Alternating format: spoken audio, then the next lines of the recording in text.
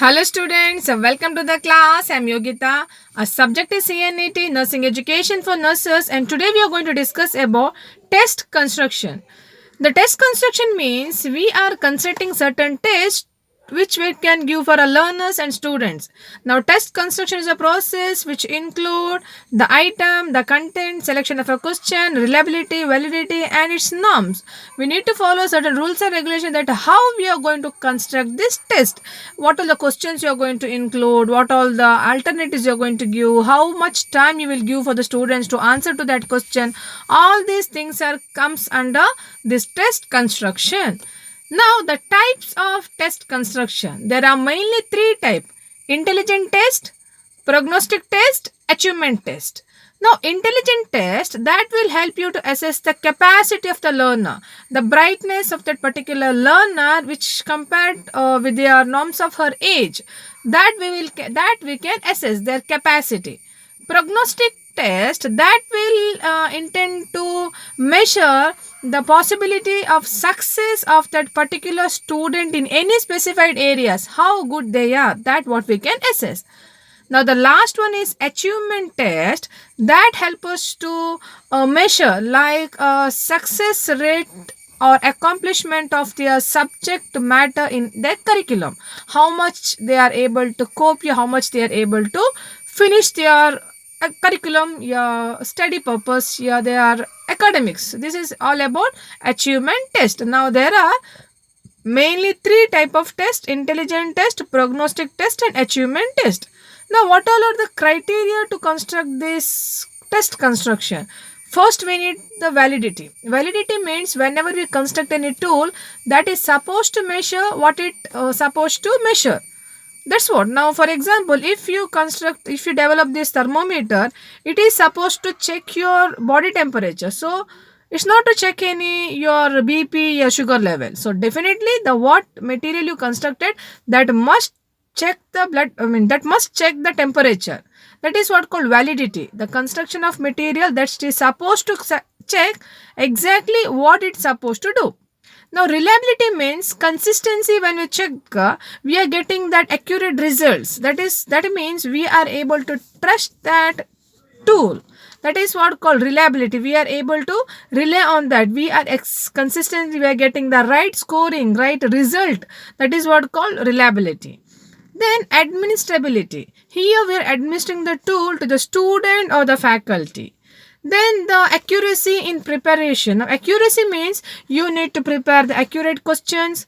Specific spacing will be there. Typing mistake should not be there, and also allocate certain time to read and write the question. So these all preparation should be there when you construct your question test or when you construct any kind of test paper. So these all the criteria should be there: validity, reliability, administrability, accuracy should be there in your test what you constructed. Next, how to construct this test, how you're developing this test. It is mainly including around 9 steps. The first step is establishing a selection of teaching object. Now first you need to select which subject you are going to teach, and based on which subject you are going to construct your test paper, which based on which subject you are developing your question. So that particular subject objective must be set. You may teach different subjects, so we cannot combine all the objective equally to all. So depending on the subject, we need to select the objective. Then assign the weightage for selection of your objective. You need to provide particular weightage, like whether from particular lesson you want knowledge. Now for example, almost when we see the first unit, it's a bridge course. What you learned in a previous class, we are going to revise. That means here you need to give a weightage to the knowledge level.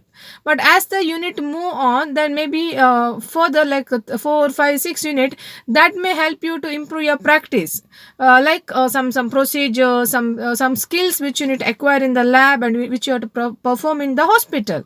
In that case, you need to give weightage to the performance skill, not to the knowledge. Knowledge definitely will be there, but more than the knowledge, this hand should be able to perform that skill. Maybe catheterization, artifeed, giving IM injection, IV injections. The skill should be given weightage. So second step is that you are giving weightage to the objective.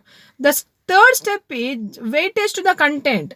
Now, what kind of content which comes under that? Your knowledge, application, skill, performance.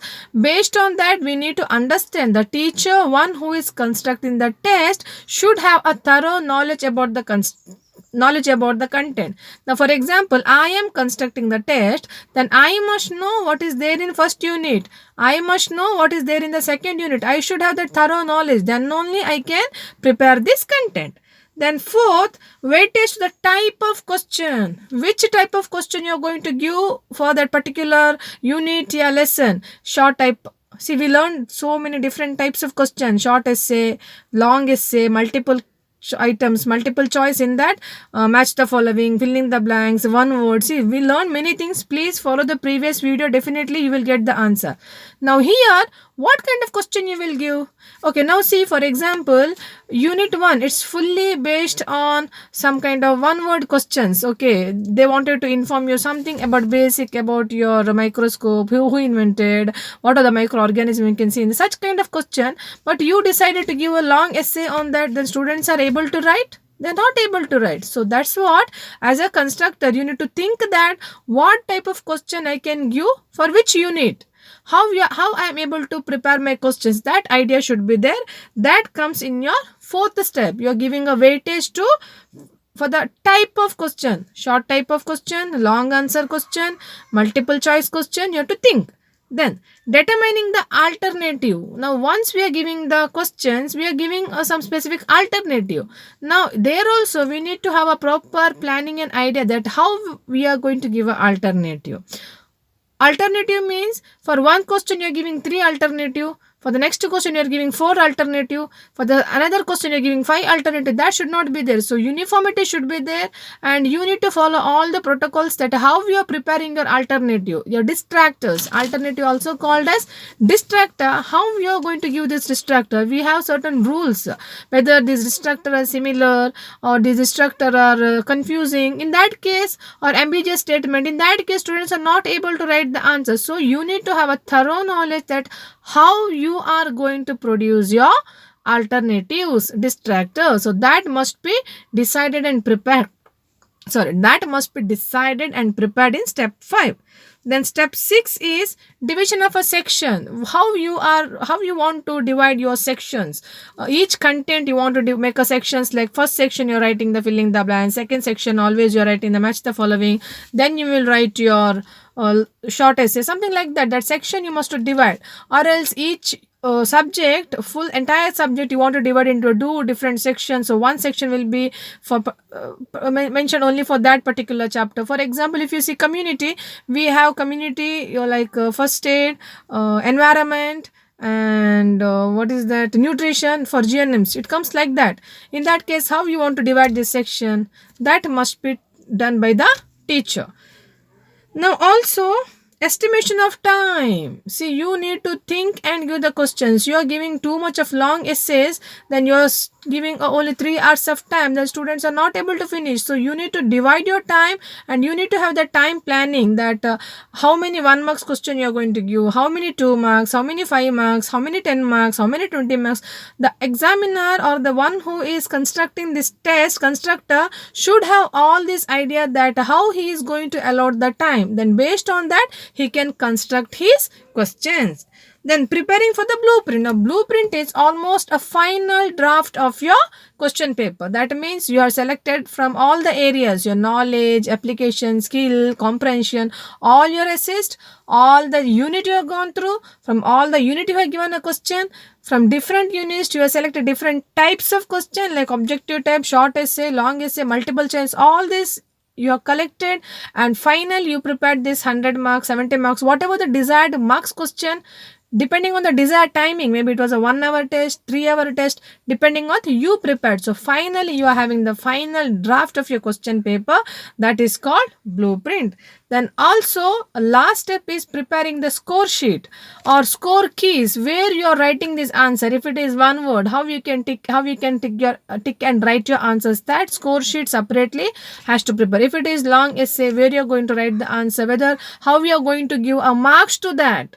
If it is one word question answer, if the answer is wrong, then it is wrong. You're going to score 0 marks. If a long essay, 5 marks question, and how you see if student has written full 2 page, how much marks you're going to give? Full 5 marks? Or sometimes 2 page you written, you're getting only 2 marks. Why? See, it's because the score key will give you an idea that how to give the marks, whether they wrote the type, scope, purpose, applied. See, all this content should be there, so that will help us to think how I can give marks to that particular student who attended question. Now that is with the help of score key. So these are the important steps what you are using to construct this test. Understood? The first step is selection of objective. A second step is assigning the weightage to the selected objective. Third step is giving weightage to the content. Fourth step is giving weightage to the type of question. Then fifth type is you're determining the alternative. Sixth type is division of your section. Seventh is estimation of time. And eighth is you're preparing your blueprint. And the ninth is you're preparing a score key. So these are the ways when you follow all these 9 steps, you are able to construct a wonderful test. You can construct exactly a test which is really help you to assess the individual so that you are able to judge the level of your student. Okay, now everything is done. Finally, now you can implement that on a small group so that you will come to know whether you want any changes or this test is okay. It's able to understand. If you find any problem, then you can bring a small changes in that. You can modify. Then you can prepare your final draft of your question paper, your final draft of your test. So this is all about constructing a test. I hope you understood. You should write about the types, intelligent, prognostic and achievement test. The criteria is mainly validity, reliability, accountability, administrability and one more is accuracy. Then we are writing the 9 steps what we are using in constructing a test. I hope you understood. Please keep watching and I'll meet in the next class with a new concept. Thank you all.